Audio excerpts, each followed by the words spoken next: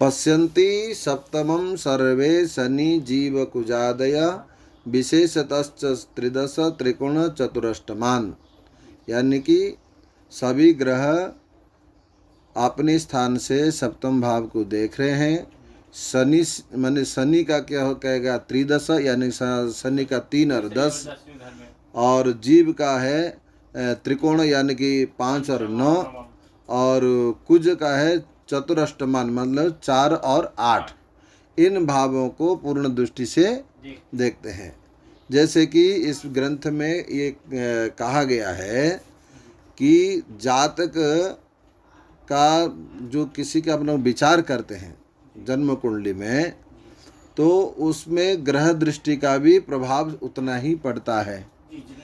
जो ग्रह जिस भाव में बैठता है जैसा फल देता है उसका दृष्टि का फल भी ऐसा ही कहा गया है।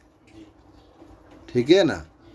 जो ग्रह जिस भाव पर बैठता है, जिस भाव पर बैठने से शुभाशुभ फल देता है, उसका दृष्टि का भी वैसे ही शुभाशुभ फल होता है। ठीक है ना। अब यहाँ लेकिन जैमिनी मत के अनुसार क्या कहलाता है, ये जो राशियों की दृष्टि वर्णन कर दी है। जैमिनी ने क्या कहा कि नहीं ये भाव की दृष्टि नहीं है, ये तो उस भाव में जो राशि रहता है वो आपने, जैसे मान लीजिए मेष राशि है ना, उसकी जो दृष्टि है, जो अगर चौथा दृष्टि और ये मेष राशि का अगर देखा जाए तो जैमिनी क्या कहता है कि मेष राशि की जो दृष्ट राशि है 5, 8, 11, वो राशियों की दृष्टि कहता है जैमिनी। ठीक है ना। अपन लोग ये पाराशर सिद्धांत क्या कहता है, ग्रहों की दृष्टि है। ठीक है ना।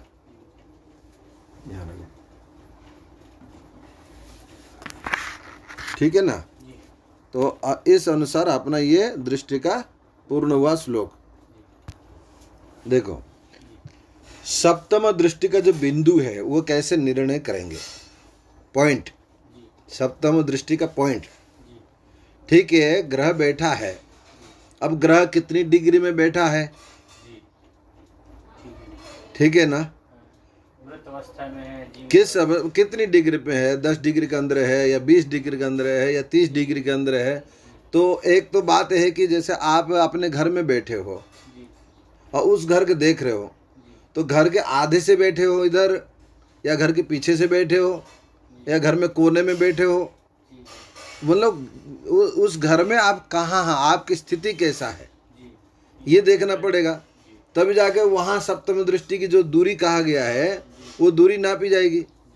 तो वो बिंदु उसको कैसे निकालेंगे, उसका जो पॉइंट है, पाराशर सिद्धांत के अनुसार ग्रह स्पष्ट में 180 डिग्री जोड़ दिया जाए तो सप्तम दृष्टि आएगा।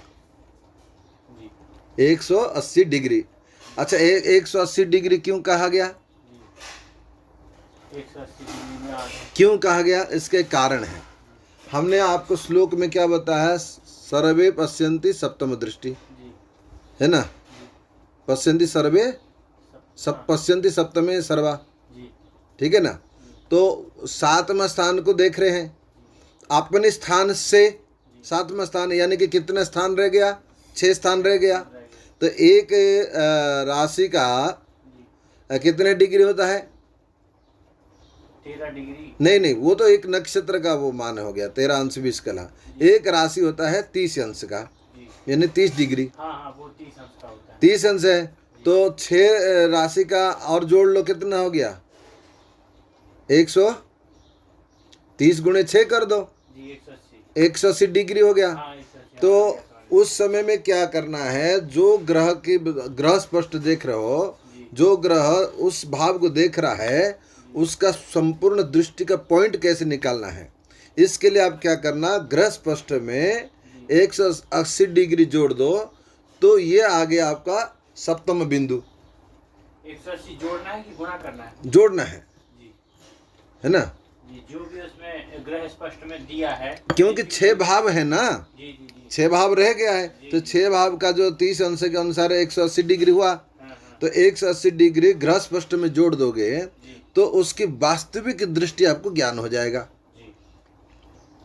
समझ में आ गया कि उस भाव में पहुंचते समय उस भाव को, अच्छा उस भाव का फल कैसे विचार करोगे?